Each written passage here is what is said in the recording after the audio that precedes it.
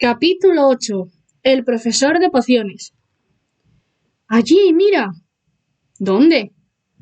Al lado del chico alto y pelirrojo. ¿El de gafas? ¿Has visto su cara? ¿Has visto su cicatriz?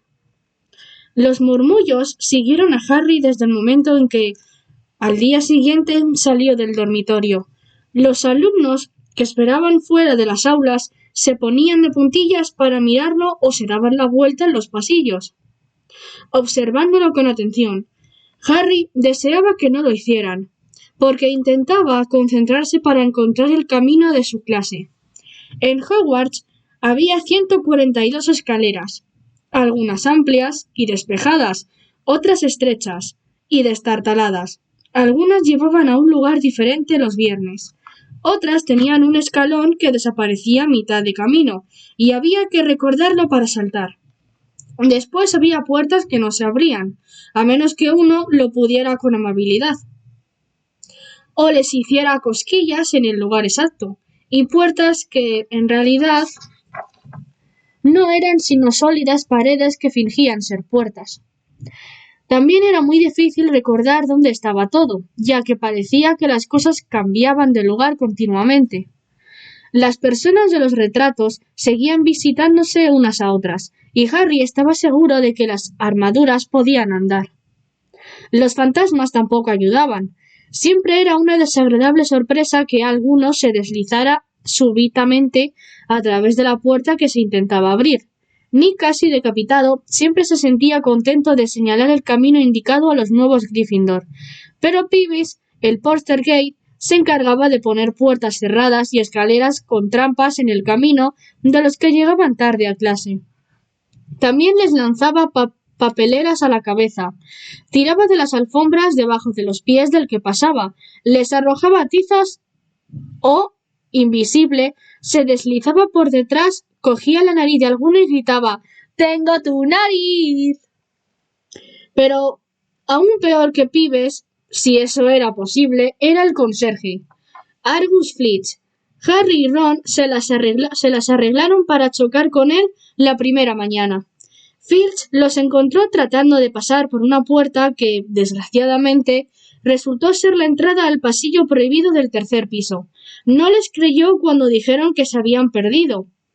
Estaba convencido de que querían entrar a propósito y estaba amenazándolos con encerrarlos en los calabozos cuando el profesor Quirrell, que pasaba por allí, los rescató. Filch tenía una gata llamada señora Norris, una criatura flacucha y de color arena, con ojos saltones como linternas, iguales a los de Filch.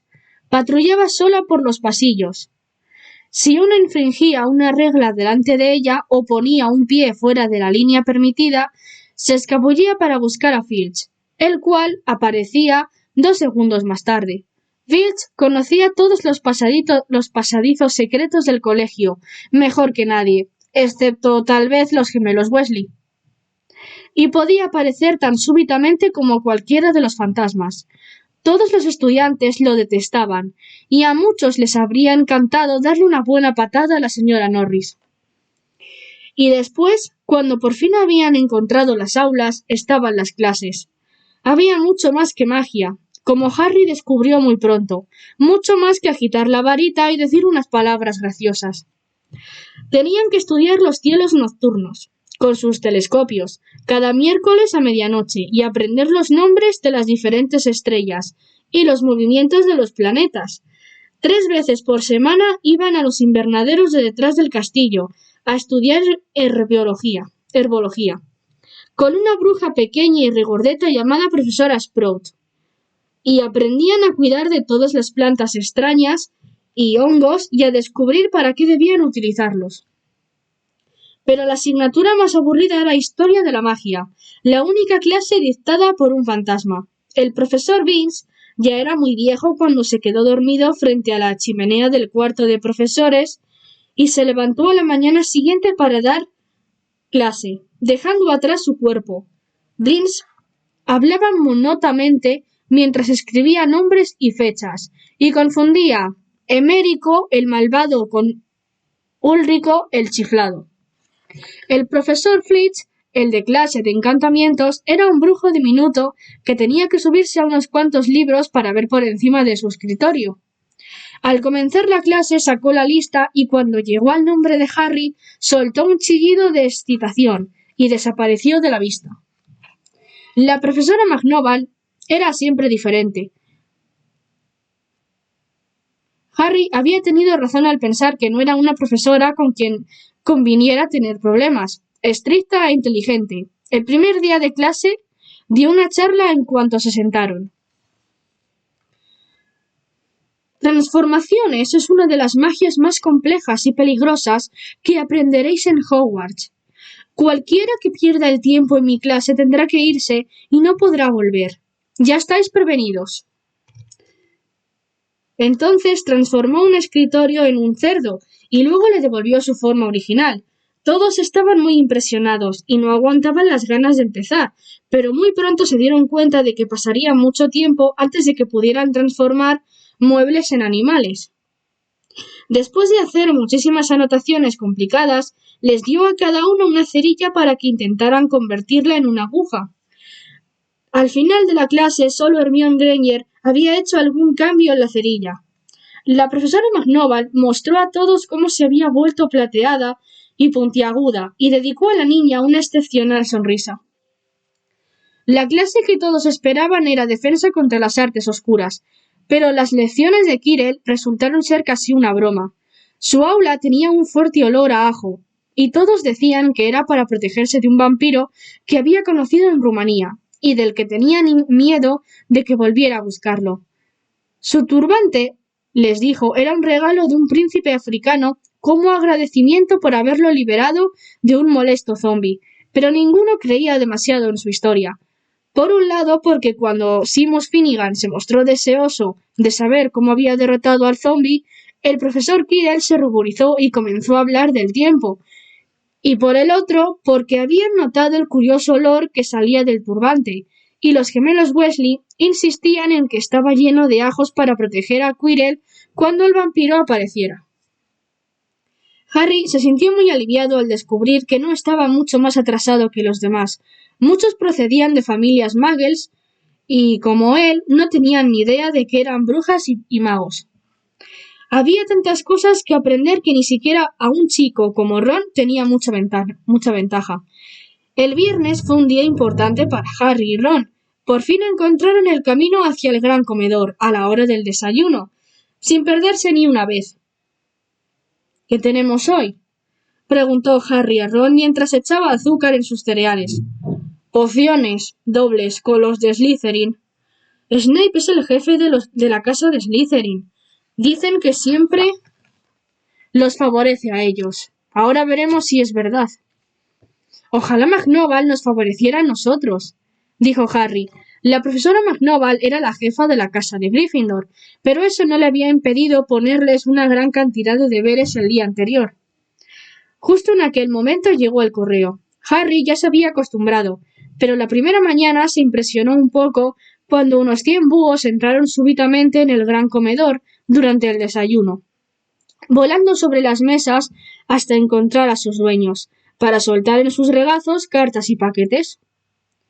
Hedwig no le había llevado nada hasta aquel día. Algunas veces volaba para mordisquearle una oreja y conseguir una tostada, antes de volver a dormir con los otros búhos del colegio. Sin embargo, aquella mañana pasó volando entre la mermelada y el azucarero, y dejó caer un sobre en el plato de Harry. Este lo abrió de inmediato. «Querido Harry», decía con letra desigual, «sé que tienes las tardes del viernes libres, así que ¿te gustaría venir a tomar una taza de té conmigo a eso de las 3? Quiero que me cuentes todo lo de tu primera semana. Envíame la respuesta con Hedwig. Hagrid».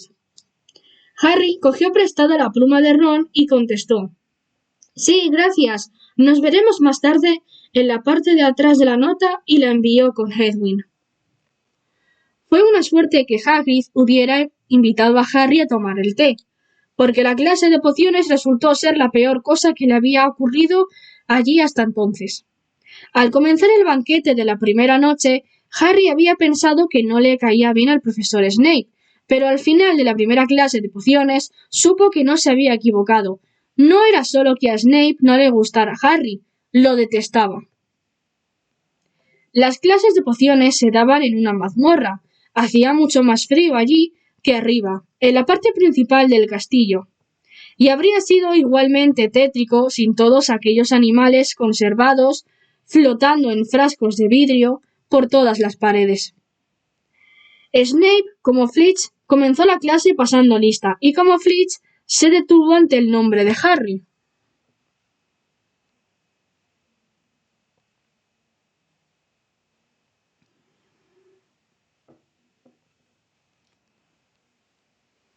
Ah, sí, murmuró. Harry Potter, nuestra nueva celebridad. Draco Malfoy y sus amigos, Grape y Goyle, rieron tapándose la boca. Snape terminó de pasar lista y miró a la clase. Sus ojos eran tan negros como los de Hagrid, pero no tenían nada de su calidez. Eran fríos y vacíos, y hacían pensar en túneles oscuros. Estáis aquí para aprender la sutil ciencia y exacto arte de hacer pociones. Comenzó. Hablaba casi en un susurro, pero se le entendía todo. Como la profesora McNovell, Snape tenía el don de mantener a la clase en silencio sin ningún esfuerzo. Aquí habrá muy poco de estúpidos movimientos de varita y muchos de vosotros dudaréis que esto sea magia. No espero que lleguéis a entender la belleza de un caldero hirviendo suavemente, con sus vapores relucientes, el delicado poder de los líquidos que se deslizan a través de las venas humanas, hechizando la mente, engañando los sentidos. Puedo enseñaros cómo embotellar la fama, preparar la gloria, hasta detener la muerte. Si sois algo más que los alcornoques a los que habitualmente tengo que enseñar. Más silencio siguió aquel pequeño discurso. Harry y Ron intercambiaron miradas con las cejas levantadas. Hermione Granger estaba sentada en el borde de la silla, y parecía desesperada por empezar a demostrar que ella no era un alcornoque. Potter, dijo de pronto Snape, ¿qué obtendré si añado polvo de raíz de asfodelo a una infusión de ajenjo? ¿Polvo de raíz de qué a una infusión de qué? Harry miró de reojo a Ron, que parecía tan desconcertado como él. La mano de Hermione se agitaba en el aire. No lo sé, señor. Los labios de Snape se curvaron en un gesto burlón. Bah, bah. Es evidente que la fama no lo es todo. No hizo caso de la mano de Hermione. Vamos a intentarlo de nuevo, Potter. ¿Dónde buscarías si te digo que me encuentres un bezoar? Hermione agitaba la mano tan alta en el aire que no necesitaba levantarse del asiento para que la vieran. Pero Harry no tenía la menor idea de lo que era un bezoar. Trató de no mirar a Malfoy y a sus amigos, que se destornillaban de risa. No lo sé, señor. Parece que no has abierto ni un libro antes de venir. ¿No es así, Potter? Harry se obligó a seguir mirando directamente a aquellos ojos fríos. Sí había mirado sus libros en casa de los Dursley, pero ¿cómo esperaba Snape que se acordara de todo lo que había en 1000 hierbas y hongos mágicos? Snape seguía haciendo caso omiso de la mano temblorosa de Hermione. ¿Cuál es la diferencia, Potter, entre acónito y luparia? Ante eso, Hermione se puso de pie con el brazo extendido hacia el techo de la mazmorra. No lo sé, pero creo que Hermione lo sabe. ¿Por qué no se lo pregunta a ella? Unos pocos rieron. Harry captó la mirada de Seamus, que le guiñó un ojo. Snape, sin embargo, no estaba complacido. «Siéntate», gritó Hermione. «Para tu información, Potter, asfodelo y ajenjo producen una poción para dormir tan poderosa que es conocida como filtro de muertos en vida. Un bezoar es una piedra sacada del estómago de una cabra y sirve para salvarte de la mayor parte de los venenos. En lo que se refiere a acónito y luparia, es la misma planta. Bueno, ¿por qué no lo estáis apuntando todo?» Se produjo un súbito movimiento de plumas y pergaminos. Por encima del ruido, Snape dijo: y se le restará un punto a la casa de Gryffindor por tu descaro, Potter. Las cosas no mejoraron para los Gryffindor a medida que continuaba la clase de pociones. Snape los puso en parejas para que mezclaran una poción sencilla para curar forónculos. Se pasó con su larga capa negra, observando cómo pesaban ortiga seca y aplastaban colmillos de serpiente, criticando a todo el mundo salvo a Malfoy, que parecía gustarle. En el preciso momento en que estaba decidiéndoles a todos que miraran la perfección con que Malfoy había cocido a fuego lento sus babosas con cuernos, unas nubes de humo verde y ácido y un fuerte silbido llenaron la mazmorra. De alguna forma, Neville se las había ingeniado para convertir el caldero de Simus en una masa retorcida, y la poción que contenía se derramaba por el suelo y quemaba los zapatos de los alumnos, haciendo agujeros. En segundos, toda la clase estaba subida a sus taburetes, mientras que Neville, que se había empapado en la poción al volcarse sobre él el caldero, gemía de dolor. Por sus brazos y piernas aparecían pústulas rojas. «Chico idiota», dijo Snape, con enfado, haciendo desaparecer la poción con un movimiento de varita. «Supongo que has añadido las púas de erizo antes de secar el caldero del fuego, ¿no?» Neville lloriqueaba, mientras las pústulas comenzaban a aparecer en su nariz. «Llévelo a la enfermería», ordenó Snape a Siamus. Luego se acercó a Harry y Ron, que habían estado trabajando al lado de Neville.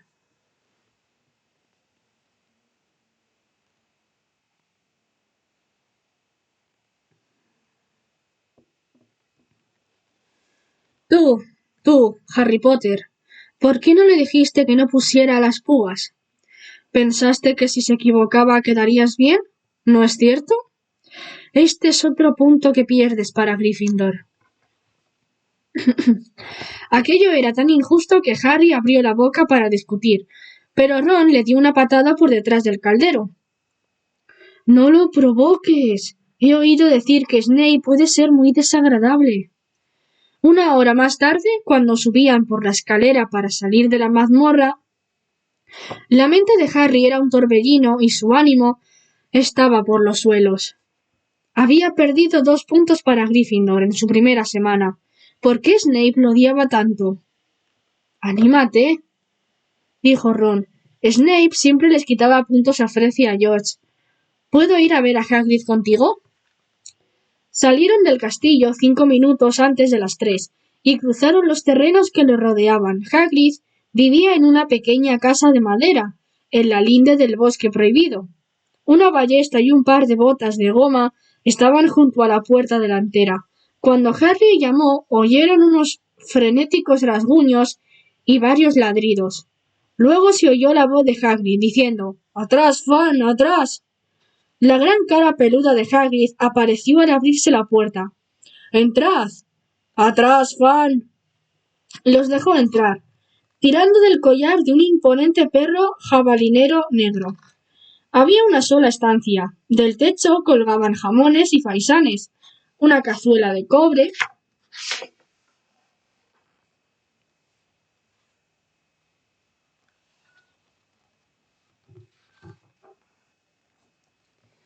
hervía en el fuego, y en un rincón había una cama enorme con una manta hecha de remiendos. «¿Estáis en vuestra casa?», dijo Hagrid, soltando a Fan, que se lanzó contra Ron y comenzó a lamerle las orejas. Como Hagrid, Fan era evidentemente mucho menos feroz de lo que parecía.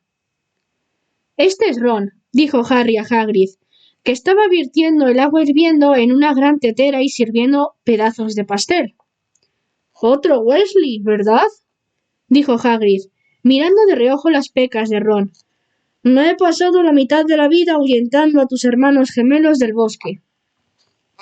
El pastel casi les rompió los dientes, pero Harry y Ron fingieron que les gustaba, mientras le contaban a Hagrid todo lo referente a sus primeras clases. Fan tenía la cabeza apoyada sobre la rodilla de Harry y babeaba sobre su túnica. Harry y Ron se quedaron fascinados al oír que Hagrid llamaba a Filch ese viejo idiota. Y en lo que se refiere a esa gata, la señora Norris, me gustaría presentársela un día, Fan. ¿Sabéis que cada vez que voy al colegio me sigue a todas partes? No puedo librarme de ella. Filch la envía a hacerlo. Harry le contó a Hagrid lo de clase de Snape. Hagrid, como Ron, le dijo a Harry que no se preocupara, que a Snape no le gustaba ninguno de sus alumnos. Pero realmente parece que me odie. ¡Tonterías! ¿Por qué iba a hacerlo? Sin embargo, Harry no pudo evitar pensar en que Hagrid había mirado hacia otro lado cuando dijo aquello. ¿Y cómo está tu hermano Charlie? Me gustaba mucho, era muy bueno con los animales. Harry se preguntó si Hagrid no estaba cambiando de tema a propósito. Mientras Ron le hablaba a Hagrid del trabajo de Charlie con los dragones, Harry miró el recorte del periódico que estaba sobre la mesa, bajo la tetera. Era del Profeta. Última hora sobre el asalto en Gringotts. Continúan las investigaciones del asalto que tuvo lugar en Gringotts el 31 de julio. Se cree que se debe al trabajo de magos y brujas tenebrosos desconocidos. Los duendes de Gringotts insisten en que no se han llevado nada. La cámara que se registró había sido vaciada aquel mismo día. Pero no vamos a decirles qué había allí, así que mantengan las narices fuera de esto, si saben lo que les conviene. Declaró esta tarde un duende portavoz de Gringotts. Harry recordó que Ron le había contado en el tren que alguien había tratado de robar en Gringotts, pero su amigo no había mencionado la fecha. ¡Hagrid! Ese robo en Gringotts sucedió el día de mi cumpleaños. Quizás sucedió mientras estábamos allí. Aquella vez no tuvo dudas. Hagrid decididamente evitó su mirada, gruñó y le ofreció más pastel. Harry volvió a leer la nota. La cámara que se registró había sido vaciada aquel mismo día. Hagrid había vaciado la cámara 713, si puede llamarse vaciarla, sacar un paquetito arrugado. ¿Sería eso lo que estaban buscando los ladrones? Mientras Harry y Ron regresaban al castillo para cenar, con los bolsillos llenos del pétreo pastel que fueron demasiado amables para rechazar, Harry pensaba que ninguna de las clases le había hecho reflexionar tanto como aquella merienda con Hagrid. ¿Este había sacado el paquete justo a tiempo? ¿Dónde podía estar? ¿Sabría algo sobre Snape que no quería decirle?